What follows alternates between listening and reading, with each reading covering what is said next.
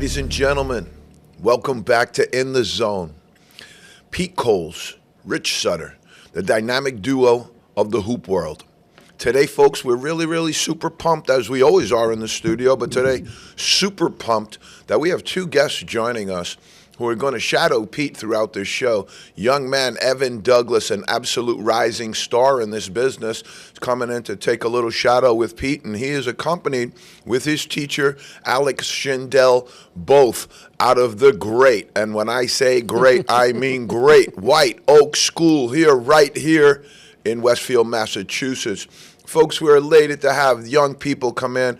We've worked with Brady LePage, and now Evan is coming in. This is some part of the show that I'm really starting to enjoy, really starting to like, and it'll give us a little bit of a respite today because I found out this morning that Pete wanted to commit a homicide on me, and it was nice that when there were two people in the room, I had two witnesses there, and so Pete had to just curse me out for a little bit because I asked Pete for a little bit of a shift in the show at the last minute.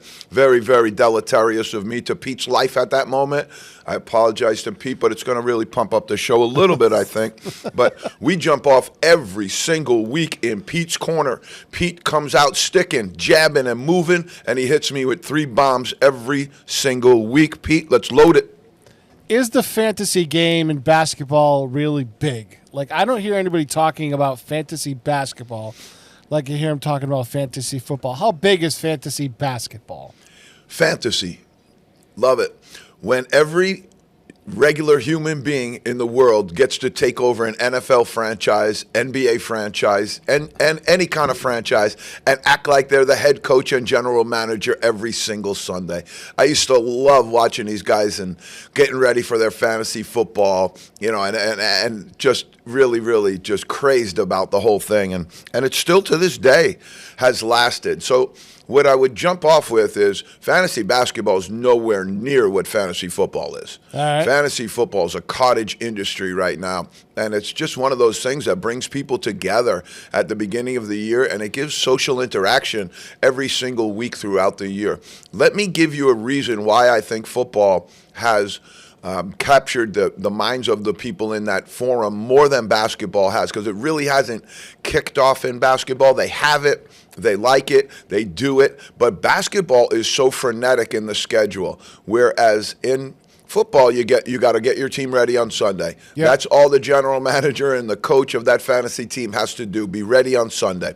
Basketball is, you know, a couple of times a week your team could be playing, and you got to adjust your lineup constantly, and you've got to be involved in trades and all that other stuff constantly because of the injuries. Imagine drafting Paul George in your NBA draft right now. Yep. Imagine having drafted Joel Embiid, Kyrie Irving, any of these load management crew that haven't even cracked the lineup yet, some of them.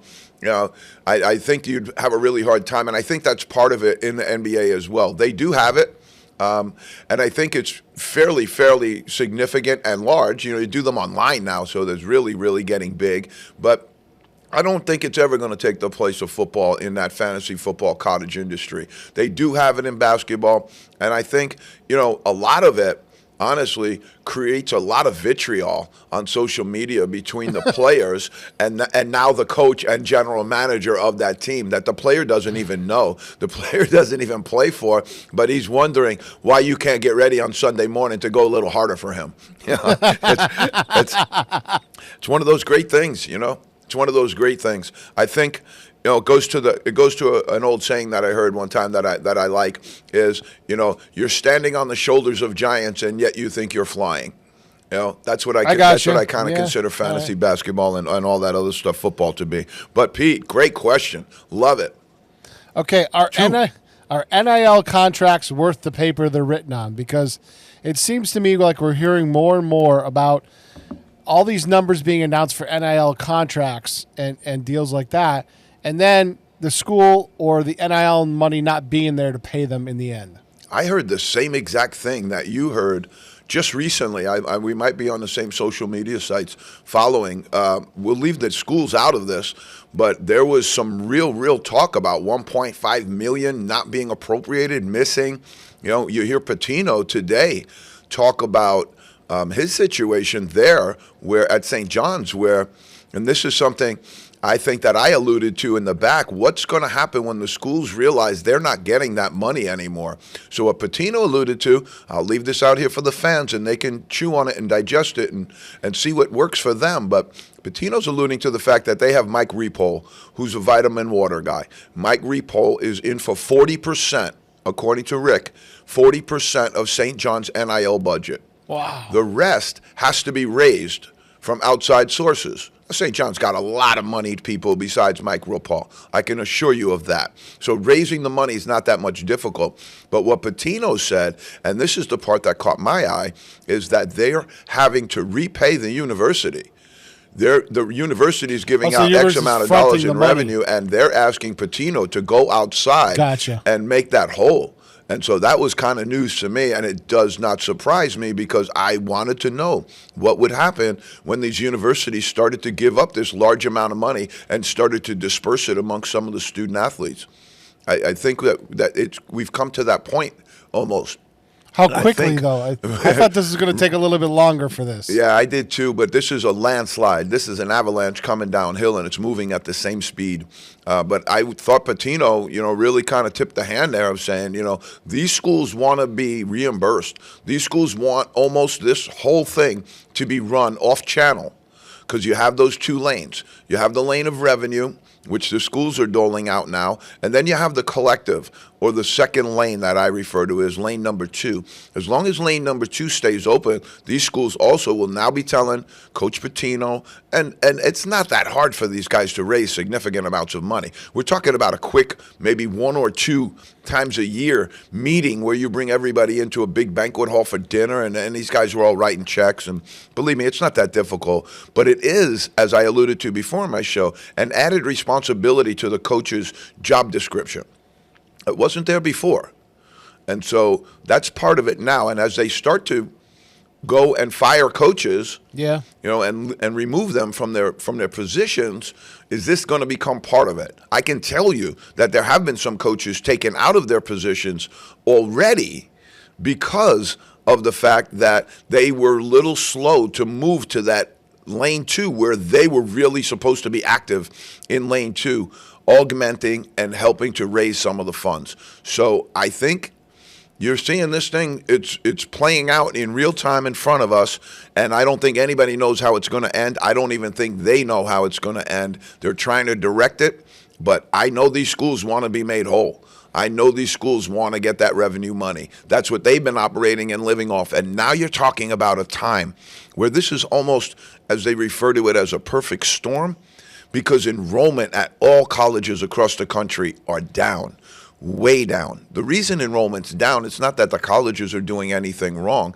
It's that their pool of applicants is much smaller than it has ever been historically. You're talking about families, when I was young, having 5, 4, 3 children.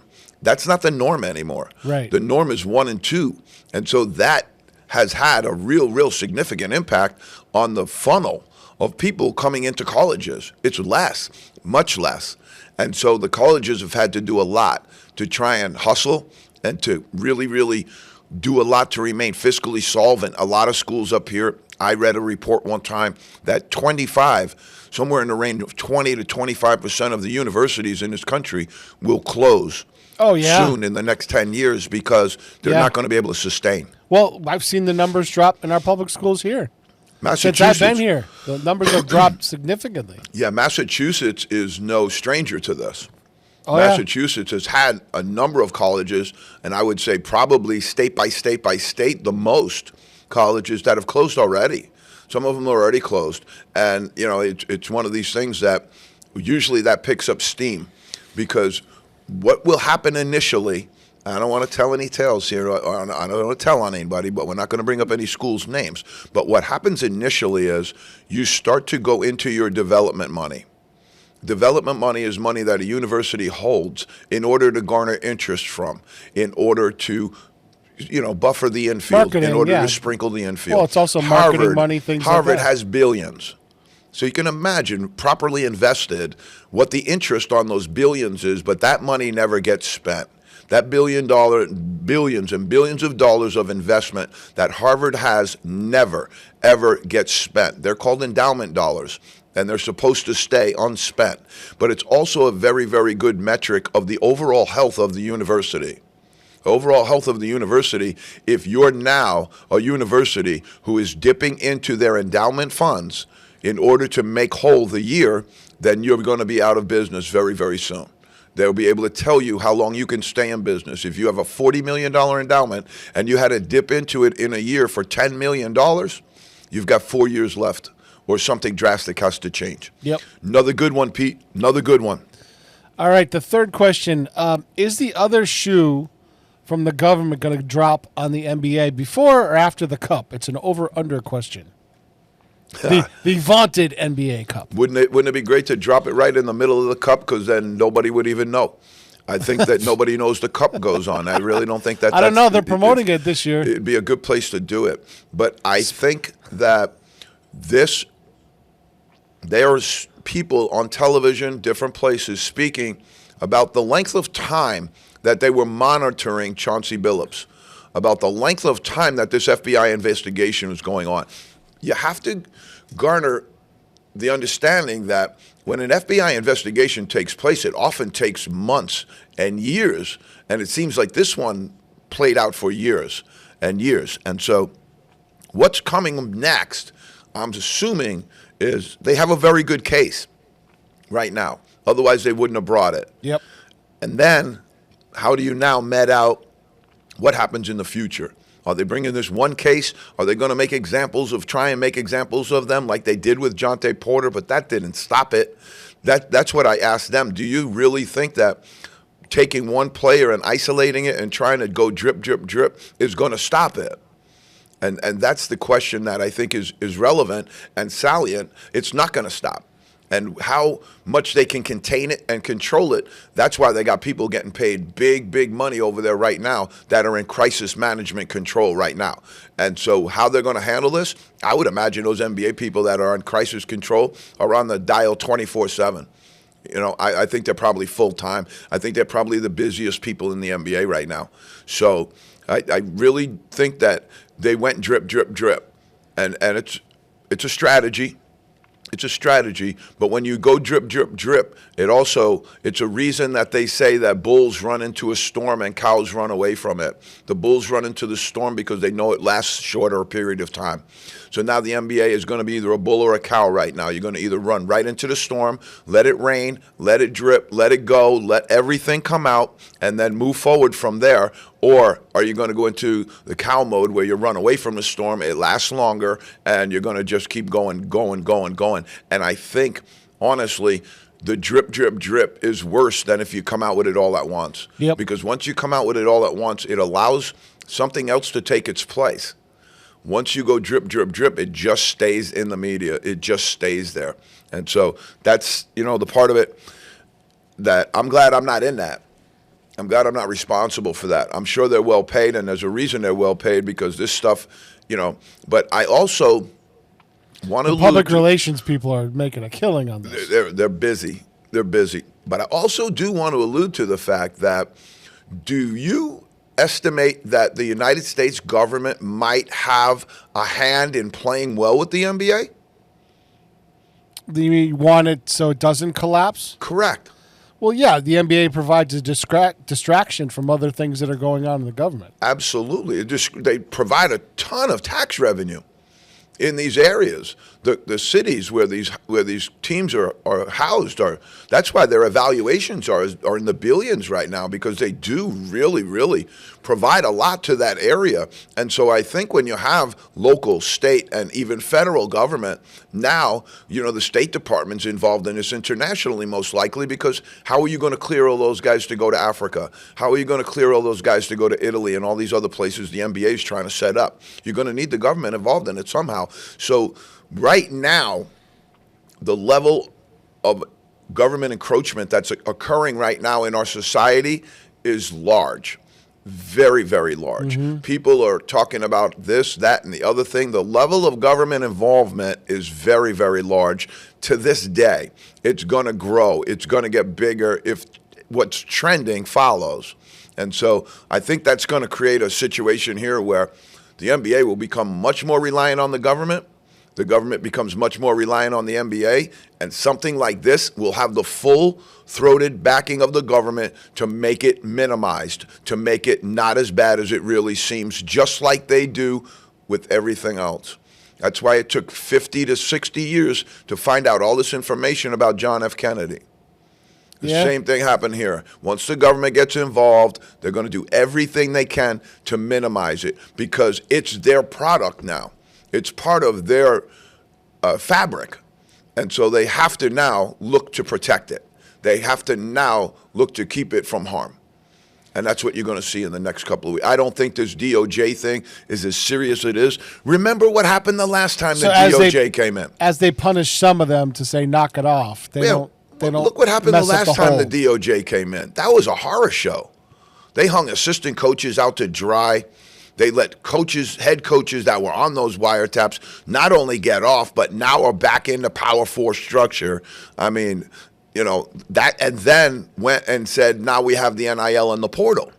That's what came right after that. So their arrogance and their hubris is at an all-time high. But the reason for that is most likely because they got the government sitting there saying, we'll help you. We'll make this go away. Just a guess on that one, Pete. Okay, Pete, we got Spurs and Spurs. A couple of quick baseline newses from the NBA. Then we're going to jump into the part where Pete wanted to kill me. All right. Dylan Harper, number 2 pick in the NBA, exited the Spurs' first loss in a walking boot. Not that serious, but not that great either. Young freshman was up there for Rookie of the Year consideration. Certainly going to have a step back in that vein right now. Kyle Lowry, great guard out of Villanova. Kyle Lowry went in the game for the 76ers the other night and eclipsed the 20-year mark. He's one of just a handful of players, the 12th, in fact, to reach that NBA milestone of having played in 20 seasons. Congratulations to Kyle Lowry, great player at Villanova. Trae Young, we talked about it last week. Somebody rolled over on his leg, big man, just falling down. It's like you can just get hit in the NBA for no reason with the size and the strength and every girth that some of these big men have. He fell and rolled right out onto the back of Trae Young's leg, and he's going to be out for a little bit of time. They're talking about 4 weeks. Okay. OKC stayed undefeated the longest, and that bodes well for them, that repeating champions that come out and get their first 7, 8, 9 games under their belt undefeated usually have a chance to repeat. I would be, a little bit concerned about last night's loss to the Trailblazers, but they're still 8-1 and they're still on the top of our power. All right, the Jazz, Walker Kessler out for the season with a shoulder injury. It's not my shoulder, but boy, that hurts. That's going to hurt the Jazz a little bit. Lauri Markkanen's been in and out with injuries. They're the type of team that really can't afford much of this. They're a young, kind of fragile existing team, and this one hurts. Walker Kessler was playing great, big man inside. They'll have to rely much more on Filipowski now. Okay, never over until it's over in the NBA. The Bulls rally from 24 down to defeat the 76ers. And now the Nets. The Nets, not in the net. It's not in the net, folks. That's what happens when you miss shots. It doesn't go in the net. The Nets have not been in the net for a while. They send Ben Saraf, Nolan Traore, and Danny Wolf to the G League affiliate. Long Island Nets. I told you. Tried to tell you that was one of the worst draft performances I've seen in a long time. And if I was there, guys that were involved in that, I'd try to hold on to my hat. All right, Pete, Power 15 of the NBA. Let's rock and roll. All right. We got lower thirds for all of these. We're going first with our big guys, OKC Thunder, 8-1. I love that, Pete. This is what I asked Pete to do, is just give me a logo instead of going into the list right now. And now we got the Thunder logo up there. 8-1, good start. SGA, right where he picked off, looking at another MVP season, but that team's looking good. But I want to spend the next couple of minutes talking about who comes underneath that, because we got Gomer Pyle going on in the NBA this year, folks. Surprise, surprise, surprise, at least early on. You got the Chicago Bulls, Pete, number 2, 6-1. And they are really playing good basketball. They're young. They've got some talent. They've also, I think, addition by subtraction. They traded a few guys that were just gunners, didn't play much defense, didn't really get into the team concept. And those are the guys that can really hurt you in the NBA. Because over the course of 82 games, that's a massive amount of malfeasance. That's a massive amount of things that go wrong just because the guy can put the ball in the basket. That's what I think is going to happen in the NBA here. They're going to try and shift away from all of this three-point stuff and get back to a couple of guys that are dogs. Chicago Bulls got a couple of dogs right now, and they're 6-1. Really, really good start for Billy the Kid Donovan. Let's go to the Lakers, Pete. Big surprise. I got to watch him last night, and I really, really enjoyed it. I'm getting to be a big J.J. Redick fan. I think he's got good control of this team. I think these guys might have learned a lot from Coach Krzyzewski, but the Lakers are 7-2. And they were victorious in a really tight, really good game against the Spurs and Wembanyama last night. Really, really good performance. Still no LeBron for the Lakers, but the Lakers, honestly, I'm going to say it now, it's a little bit sacrilegious in NBA circles, but the Lakers right now might look better without LeBron. All right, number 4, Pete, right, just aforementioned. We're going to keep him right there because that loss last night. San Antonio Spurs 5-2. They got the big stick, Wembanyama. He's playing at a very, very high level. But Stephen Castle doing some good things. They've got Jeremy Sochan. They've got some good players on that team, and I would keep an eye on the Spurs. New coaching staff, and the team seems to be responding to them well. Number 5, Pete, the Detroit Pistons. Cade Cunningham, one of the rising stars in this game. They've got the Pistons at 6-2, and I'm happy to see that because they started off a little shaky. But what, as I said before in the show, is that pay attention to the teams that have had really hard schedules. Golden State Warriors had their West Coast, East Coast trip already. So that's really tough to do at the beginning of the season. So you got to look at some of these records right now. Throw a tiny little bit of salt on top. All right, just throw a pinch of salt on top because it's a long season. We're looking at 8 games, which is 1/10 of the way through the 82-game slate. Let's move to the Denver Nuggets. New coaching change. Adelman in there. I like him. I like what he's doing. I like the team. 5-2. They're going to have to get more production out of some other people that are not named Jokic. They're going to have some of the people step up to really, really buffer that team. That's why they won. They were the deepest team in the NBA that year. They're no longer that. Houston Rockets, 5-2. Ime Udoka. The big addition of Kevin Durant has paid off. It's a good team. It's a really good team. Had Fred VanVleet not gotten hurt, I would have liked to see where they'd be at. But 5-2 for the Rockets, something really, really to look at. The New York Knicks, 5-3. When they're away from home, they're terrible. When they're in the Garden, they're great. 5 wins in the Garden.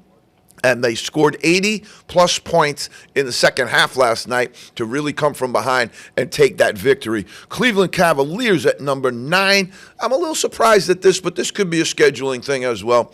Cavaliers have a good team, good base. They return almost all of their players from last year, similar to OKC. I think the Cavaliers will get it going. I really do. Number 10, Pete, the Milwaukee Bucks coming in at 5-3. The man, the mountain, Giannis, doing great work. The addition of Miles Turner has really, really helped this team.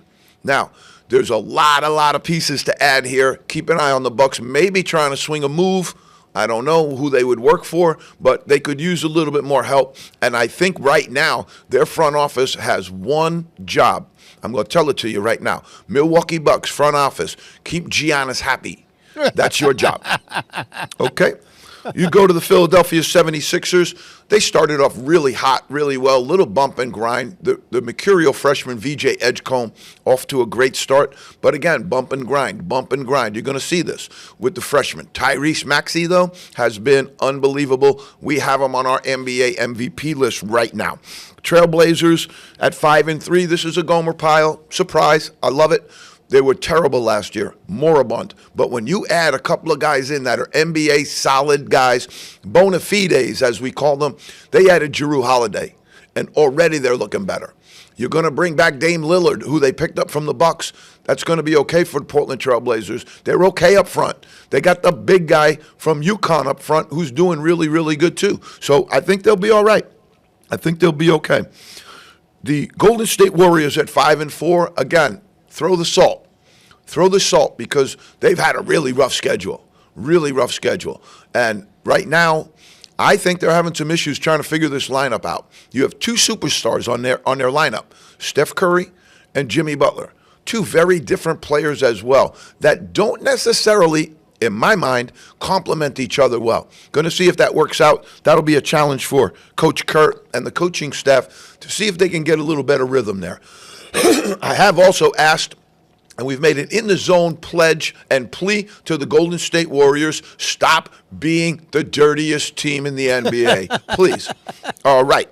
Atlanta Hawks 14, they've moved a little bit. They brought in Porzingis, but Trae Young being out for a significant amount of time is going to hurt.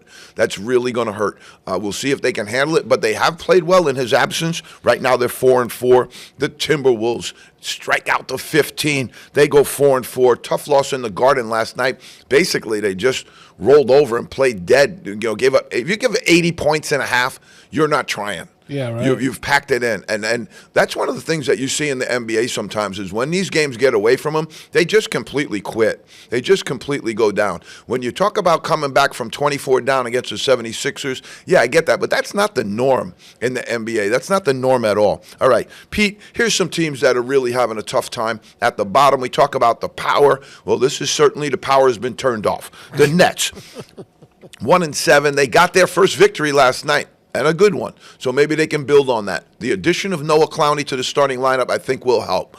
All right, you got the Wizards, 1-7. Pacers, 1-7. Mavericks, 2-6. Little bit of a surprise there for the Mavs. All right, Rookie of the Year. We know you're excited about this. Right now, we're going to keep it VJ Edgecombe, although Cedric Coward is closing quickly. Had this young man gone to Duke, we'd be looking at a completely different scenario in men's college basketball. He wound up taking that contract where the Grizzlies got him, I want to say 10, maybe 8, 9, 10 in that spot. There's going to be a really good pickup for them. VJ, Edgecombe, and Coward right now I have as my 1 and 2. They have Cooper Flagg at 3. I don't. Con Knupple's playing better than Flagg right now. Con Knuppel, the draft pick who went 4th to the Charlotte Hornets, playing better basketball than Cooper Flagg is right now. Flagg seems to be, as it's something that we talked about on the show, he's having translatable issues. The NBA is a different kind of place. The NBA is different than the NCAA, and he's having a different kind of translation right now to the game, and I think he'll be fine because he's got size, athleticism, ability, but also the way he plays with such reckless abandon, I do love it, but over the course of 82 games, that can be difficult. Con Knuppel has really, I thought 4 was way too high for him, but the Charlotte Hornets like him. He's shooting the ball at a very high clip, and if you can get somebody in the NBA to do that, it's going to help everybody else on your team. Also, Kalkbrenner has been great for the Hornets. That's a nice little 1-2 pickup there. Dylan Harper in the boot, but he'll be back, and he'll be good. He's tough. He can shoot, handle, pass, do everything. His dad was a former NBA player, so he grew up in it. And just like Steph Curry, I mean, when you grow up in it, you grew up in it. Brunson grew up in it. His dad played for Villanova. Those are some of the guys that grew up in it. Jeremiah Fears from the Pelicans, his shooting percentages would just all but eliminate him from Rookie of the Year consideration for me, but we can always turn that around. He's mercurial, dynamic, can get to the rim, can score, but again, I call him a combo guard. And when I call somebody a combo guard, that means they're not a point guard and they're not good enough to shoot at the 2-guard spot. Combo guards have difficulty finding a role sometimes on teams, and we'll keep an eye on that one as well. Trey Johnson from the Wizards, shoot. He can shoot. He's a sniper, going to have to mix his bag and have to really, help that team get better because they have a lot of young players. They drafted Alex Sarr. They took Koulibaly. Now they're going with Trey Johnson. They've got some good players on the team, but they're all so young. It's going to be some growing pains, but I like the move direction they're heading in. Colin Murray-Boyles, nobody looked unhappier on draft day than Mr. Murray-Boyles to go to the Toronto Raptors. Been good for him. It's been good for him. He's playing well. Ryan Kalkbrenner from the Hornets, playing great. He's shooting above 80% from the field. He's taking quality shots. He doesn't eat up a lot of your offensive spacing and time, and he's really, really great at rim running. Really, really good at getting down the floor and rim running. And his defensive presence, he was a shot blocker in college. His defensive presence has been there and pretty good. I'm going to give you 2 more. Derek Queen.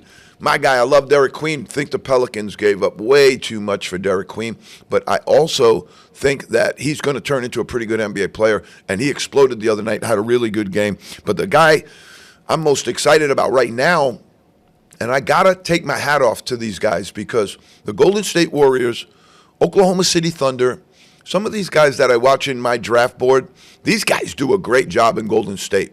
They took Brandon Podjemski late. We love Trace Jackson Davis and thought he should have been a first-round pick.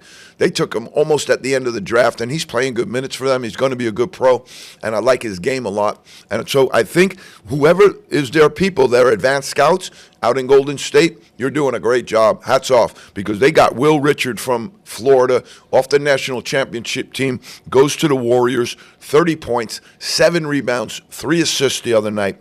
Unbelievable. He was 5 of 8 from three-point range.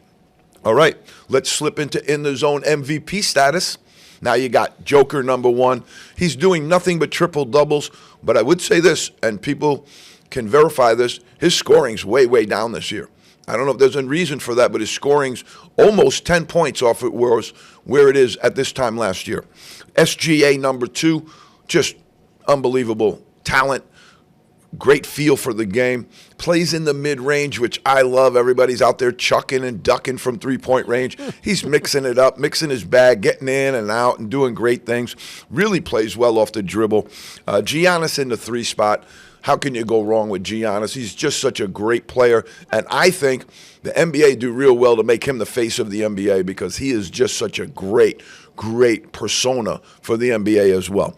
Reeves, Austin Reeves. Who thought with LeBron James gone that this young man would be averaging double digits? He's 4th in the league in scoring, and he's averaging double digits in assists.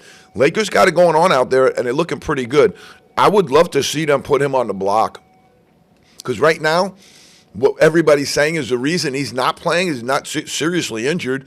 It's just that he's having some emotional, issues. His feelings might be hurt. And I mean, if that's the case, man, you can't call yourself a GOAT if you're sitting on the sidelines with your feelings hurt. All right? There's no way we could even consider that. If you're actually sitting out pouting about the direction of the team or whatever it is, that ain't your job, bro. Get in a stance. Get out on the floor and help your team win games. That's your job. All right. Wembanyama really having a great year. You would put him, these are not in any kind of order. You would put Wembanyama right up there at the top for MVP right now. Tyrese Maxey, I mean, there's no way you could keep him out of it. His numbers are ridiculous. His scoring is great. He's leading the team. And again, Paul George, nowhere to be found. Embiid is basically on one leg. And you're going to have, problems without throughout the year. They've got some young players, but right now their backcourt's basically carrying them. Pete's put the shades on right now because in the zone, the future of in the zone is so bright, Pete had to go get the shades out. But in reality, it's our first fire drill, folks. We were in the Westfield Vocational School, and we just had a fire drill. And thankfully, nothing major, but great response. I love these Westfield fire people. I love the Westfield police. They do such a great job. Their response time, I wish I could get my team to transition on defense as fast as they get to the response time here. Pete told me I was on Wembanyama right before we left. Tyrese Maxey as well, both given considerations on our board for MVP. You got Donovan Mitchell, my guy from New York. I love him. He's leading the Cavaliers, doing a great job. I want to see the Cavaliers rise. I think they can win the Eastern Conference. I think it's going to be them and the Knicks. My guy Cade Cunningham, again, super start to the season. If you're looking for one reason that the Pistons are firing on all cylinders, it's Cade Cunningham, folks. I'm going to give you one more, Pete, because we love this guy in the zone. Russell Westbrook. This guy has had more homes than People's Express, the old airline. And he's been in a lot of cities, but, man, this guy plays hard. He gets after it. And he's moved over to the Sacramento Kings now. And I think they might have finally found a place for him. I don't know if we're going to put him into MVP consideration, but listen to this stat line, Pete. He goes 23 points, 16 rebounds, and 10 assists for our friend Russell Westbrook out in Sacramento. Holy cow. A pretty good game for him. And I'm excited because Maybe he just needed a little place to find where he could be a leader, he can be a mentor to some young players, and he really sets the tone for me about how hard you should play. I'd like to talk to him a lot about his decision making at times. I think if I was his head coach, I'd ask him a lot, why did you do that? But I love the way his enthusiasm for the game, I love his passion for the game, and I think that matters. I think it really does. Coach, we talk about all the time, chemistry and fit. Sometimes that just sets a player to the moon. We're humans, and those things are such valuable assets in our own lives that we would think that a lot of times we think just because they get paid a lot of money and they get on television and they're superstars and all this other stuff, that the human elements of basketball aren't there for them, and they are. They feel the pressure. They don't like to lose. They want to be successful, and these are some hyper competitive individuals that really throw everything they have into it, because you can't become a pro basketball player unless you spend an awful lot of time in the gym honing your craft, getting better. So utmost respect for them as well. But Pete, you're going to have to keep an eye on my clock here a little bit, because I don't know how long we were out there. All right, so we're going to go with our top 25 right now in the NCAA. And this is something that hasn't changed a whole lot. We went with the AP top 25, and we're just going to tell you how they did, what happened. There were very few consequential games played in that opening week that has happened so far. We'll give you a couple of the consequential ones and talk about those. But basically, Pete, they started out in Cupcake City. They're in cannoli land right now, and they're playing some awful teams, and it shows. Purdue 1-0, 82-51 over the flying Purple Aces of Evansville. Evansville used to be a great program. They've fallen on hard times right now. They got absolutely destroyed by a good Purdue team. Houston 1-0, 75-57 over Lehigh, the Mountain Hawks of the Patriot League. I want to take a second and stop right here on In the Zone, because the Lehigh game for Coach Sampson, and this is something that's really rarefied air, people, it was his 800 victory of his career in coaching. Unbelievable accomplishment for Coach Sampson.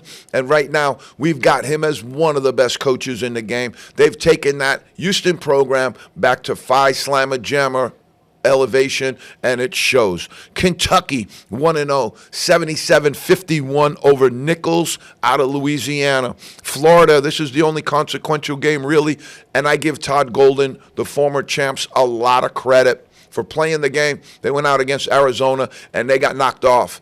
And Arizona looks very good. And to be honest with you, Florida does not. I don't think Florida has a solid chance after watching them the other night of repeating. 93-87 to Arizona. We're going to talk about one of the young men in that game that is absolutely climbing the In the Zone draft board right now, Mr. Koa Pete.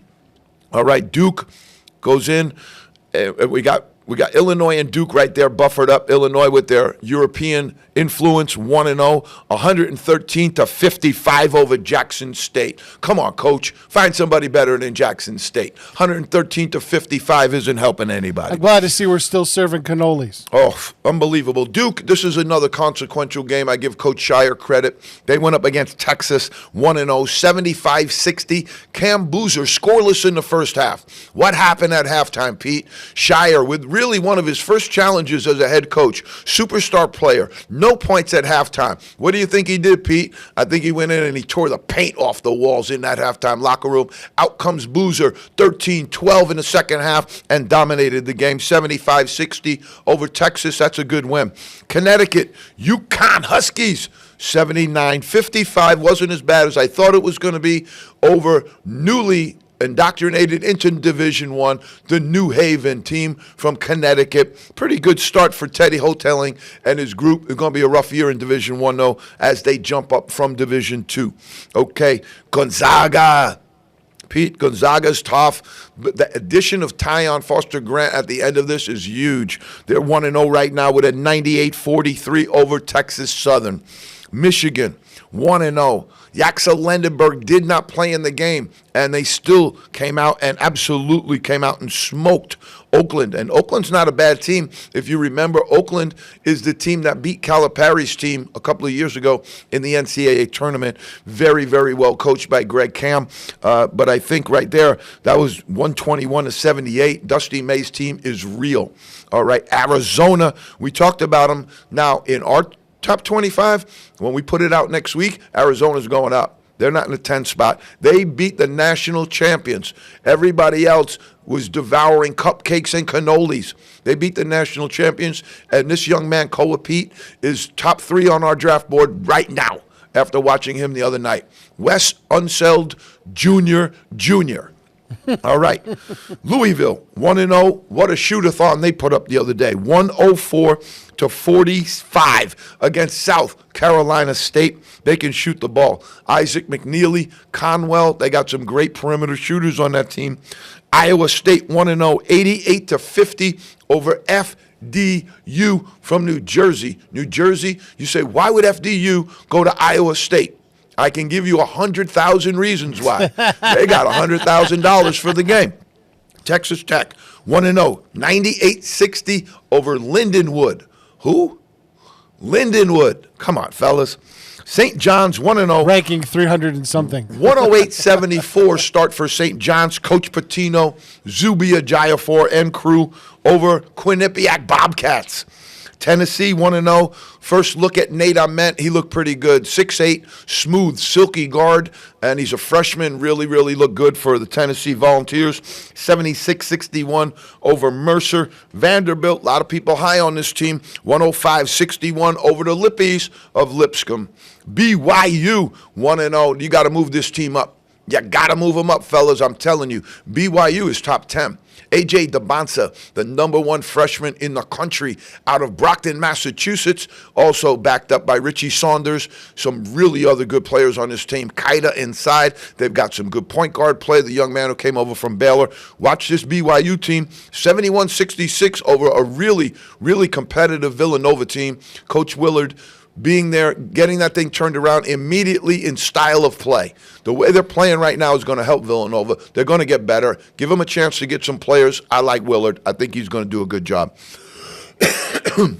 Wisconsin, John Blackwell, monster game. They beat Campbell 96-64. Kansas, you wouldn't see Kansas down in the 19th spot. Darren Peterson, monster game came out, but also a very good game out of Flory Badunga, the big man sophomore. Kansas 1-0, 94-51 over Green Bay. UCLA, 1-0, another vaunted team way down in the 20s. You wouldn't see that back in the John Wooden days, but 80-74 over Eastern Washington. I'm sure that game was a little closer than the UCLA people would like to see. Baylor, 21st, 1-0. They had a good win, 96-81 over University of Texas, Rio Grande Valley. Never heard of them. Mississippi goes 1-0, 88-58 over Southwest Louisiana. You've got USC 1-0, starts out 94-64 over Cal Poly. Really smart guys on Cal Poly's team, but they got whacked by 30. Alabama 1-0, 91-62 over North Dakota. And San Diego State, Magungawath, keep an eye on that big man, 77-45 over Long Beach State. All right. Good stuff, Pete. We got through the top 25. We're rocking and rolling. November 3rd is the kickoff day. Lot of great stuff going on in college basketball. We go back to Monday of this week, which was the opening day. I'm going to give the NCAA a little shout out right now. Make these guys play each other on opening day. There you go. The NBA does it. Everybody does it. Let's get some of these cannolis and let them pick them up on game 2. But when you come up on day 1 and you come out with all of these games that are absolutely awful, you need to do better. Everybody's excited for the beginning of the season. You need to put some more Arizona and Floridas together, make those teams play each other. I think the TV executives are going to be involved in that one. Yep. Purdue opens up the year in the Vegas crew out there. These are the guys who really got to pick winners, and you got to pay attention to them because their money's on the line. So they think Purdue will be the absolute national champion. But there's going to be, now that you have ESPN Bet and you have ESPN tied to football and all of this other stuff, gambling is going to become really, really part of the fabric here. It's something I'm a little bit distressed about, but there is going to be an inquiry into the college ranks as well, and it's going to be bad. All right, Cupcake City, number 1, Purdue over Evansville. Come on, Purdue, you're number 1 in the country. You got Houston going up against Lehigh, the Mountain Hawks. No bueno. Florida and Arizona was a great game. That's what people want to see. That was a really, really good game. Connecticut, New Haven, maybe they did New Haven a favor because they wanted to get them going and put them out there, get them up in the Division II ranks, also start them off with a little bit of seed money. St. John's over Quinnipiac, I don't know. Kelvin Sampson, 800 victory, very, very nice. Pete, I'm going to go through a couple of the week 1 stars that we had in college basketball. Just give me an idea how much time I got. I'd say you got about 8 to 10 minutes. 8 to 10, beautiful. I have it in my pocket, okay, in my coat. I can go get it if anybody wants, but I have a dog bone. It's in my pocket. The dog bone goes to Shamrock after the show. So it stays in my pocket generally, but we do have the Dog Bone Award this week. Koa Pete in the NCAA from Arizona is going to be the Dog Bone in the Zone Award winner this week. And in the NBA, it's getting more and more difficult to pick a dog bone winner because there's a lot of guys up there playing absolute great basketball. But today, the dog bone from In the Zone NBA goes to Victor Wembanyama, playing great basketball. All right, back to college now. Here's some guys that came out that we were interested to see how they would play, how they did, and they were rocking and rolling. Isaac McNeely from Louisville, 17 points, 4 rebounds, 5 of 11 from three-point range. That's why they brought him in. Now, again, that was a very, very poor opponent. We'll see how that goes, but it bodes well for Louisville. In just 2 years, Coach Pat Kelsey has elevated that team, taken that team up to the top of the ACC, where right now they're ready to challenge Duke. And if I was the Duke guys, I'd be watching some of that shooting from the perimeter because they were doing great the other day. Donovan Dent always wanted to go to UCLA, finally wound up there. I would say him and Josh Hubbard might be my number 1 and 2 lead guards. I know everybody loves Braden Smith. Everybody loves Bennett Sturts. But me, I'm Donovan Dent, Josh Hubbard all the way. Dent, 21, 4, and 9 assists. Great game. Number 2 spot right there. And again, we're not ranking these guys, but he's having a great year already. Trayvon Brazile, 25 points and 11 rebounds. He's one of the reasons this Arkansas team has everybody excited. You've got Carter Knox, and then the really, really great freshman backcourt of Malik Thomas and Darius Acuff. They're going to have to find room for DJ Wagner there, but that's a nice problem to have. Trayvon, 25 and 11, though. He's on our draft board. Malik Thomas came off the bench. I'm not sure if they're going to be able to keep that all these years, but in all this year, but 29 minutes, 21 points, 6 rebounds, 7 assists off the bench in 29 minutes. That's production. Yep. LeBaron Phelan, he took his name out of the draft. He went in, looked around, and then came back and went to Alabama. Good decision, I think. 22 points, 3 rebounds, and 8 assists for Mr. Phelan. I want to mention a name there that's at Alabama, and this is when the portal can actually have some value. London Jamison was signed with Cincinnati, had a rough freshman year. I watched him play at St. Thomas More for one of the great, great coaches of all time, Jerry Quinn. Went out to Cincinnati and struggled, and I talk about people with this all the time.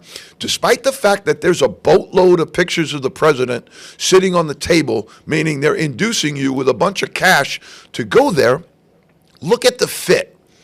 The first fit for Jamison wasn't a good fit. Now he's at Alabama. Better fit because he likes to shoot the 3-ball.